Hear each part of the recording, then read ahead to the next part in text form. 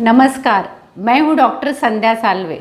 आज इस वीडियो में हमें देखना है कि सुप्रजनन के बारे में ग्लोबल रिसर्च क्या कहता है।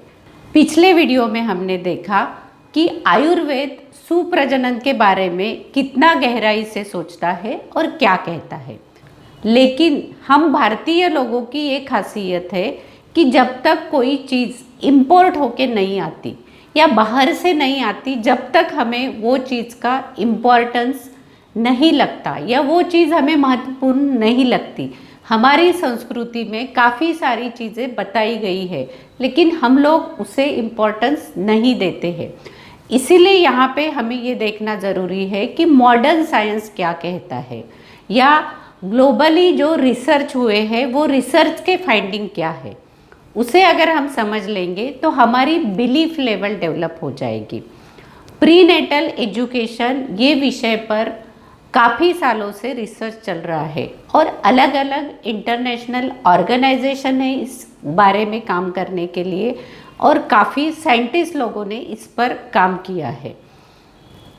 3 बड़ी ऑर्गेनाइजेशंस है जो यूएस, कनाडा और ऑस्ट्रेलिया में है, जो इंटरनेशनल लेवल पर प्रीनेटल और पेरीनेटल एजुकेशन एंड हेल्थ पर काम कर रही है।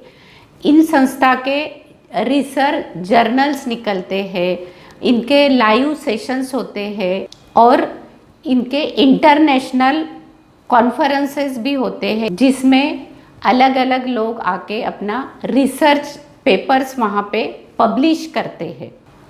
प्रीनेटल एजुकेशन और बर्थ साइकोलॉजी ये विषय पर काफ़ी सारी रिसर्च बेस्ड बुक भी पब्लिश हुई है, जिसमें सबसे फेमस बुक है डॉक्टर थॉमस वेरनी का, जो साइकियाट्रिस्ट है। उन्होंने the secret life of unborn child नामक एक किताब लिखी है, जो 25 लैंग्वेजेस में कन्वर्ट हुई है और इंटरनेशनल बेस्ट सेलर बुक है।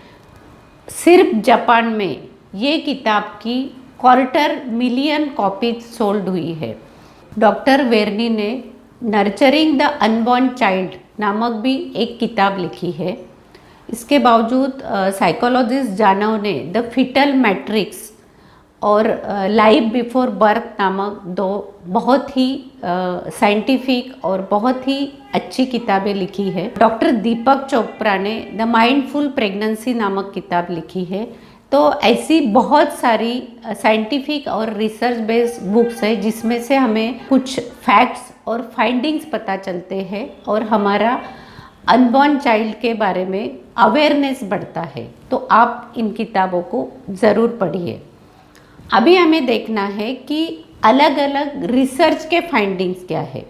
जैसे वेनेजुएला में एक रिसर्च हुआ था 680 प्रेग्नेंट कपल्स पर, जिसमें उन्होंने प्रीनेटल एजुकेशन का क्या इफ़ेक्ट होता है ये चेक किया। प्रीनेटल एजुकेशन से बच्चों में कम्युनिकेशन, ऑब्जर्वेशन, लैंग्वेज, मेमोरी ये एस्पेक्ट्स बहुत हाईली डेवलप हुए।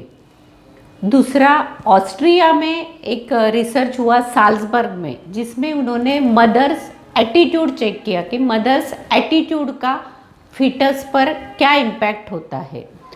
तो ये रिसर्च का फाइंडिंग्स ये था कि मदर के एटीट्यूड का फीटस पर बहुत ही गहरा असर होता है।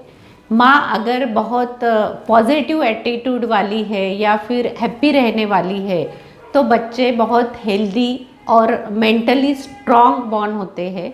और मदर अगर एंग्शियस है या कुछ स्ट्रेस में है, तो वहाँ पे मेंटली वीक चाइल्ड बॉर्न होने के चांसेस ज़्यादा रहने वाले हैं।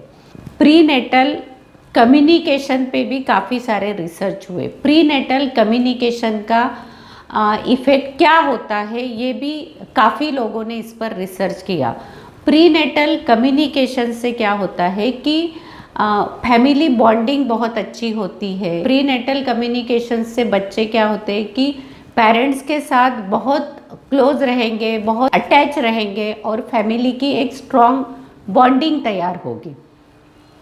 इसके बाद म्यूज़िक के बारे में भी काफ़ी रिसर्च हुए कि प्रेगनेंसी में अगर म्यूज़िक सुनते हैं तो बच्चों पे क्या असर होता है, माँ पे क्या असर होता है।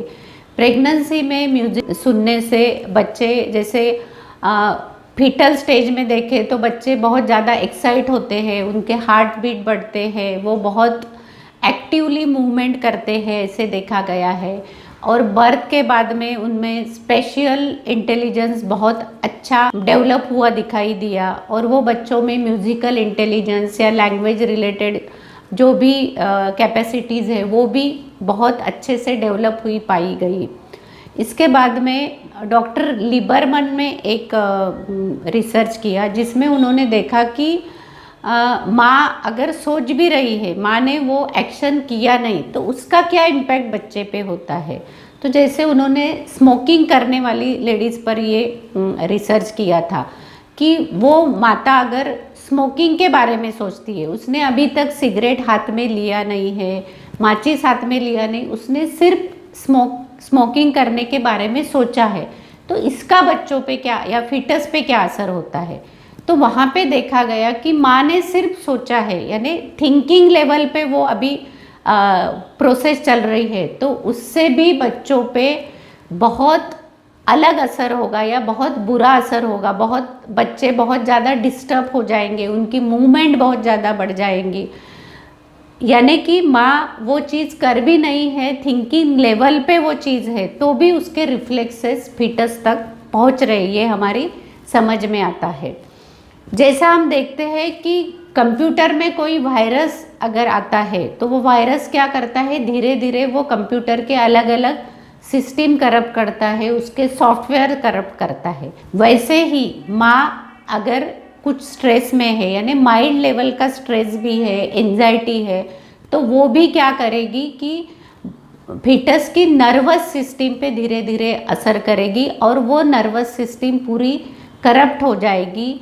बेबी के या फीटस का जो ब्रेन डेवलपमेंट है या ब्रेन का जो वायरिंग हो रहा है, कनेक्शंस बन रहे हैं, नेटवर्क फॉर्म हो रहा है, उस पर भी असर होगा, और वो मिस वायरिंग होगा, यानी वहाँ पे कुछ ना कुछ डिस्टर्बेंसेस आएंगे। यानी अलग अलग जो रिसर्च हुए उसमें ये पता चला कि माँ जो भी सोचती है, फील करती है, या जो भी एक्शंस करती है, फ्रिक्वेंटली जो चीज़ें करती है, उन सब का बच्चों पे वो उन सब के रिफ्लेक्सेस फीटस तक पहुंचते हैं, और उस टाइप से फीटस क्या करता है, खुद को डिज़ाइन करता है या खुद को डेवलप करता है। तो इसीलिए माँ को, गर्भवती माँ को बहुत ही केयरफुली रहना होगा, सोच समझ के हर चीज़ करनी होगी।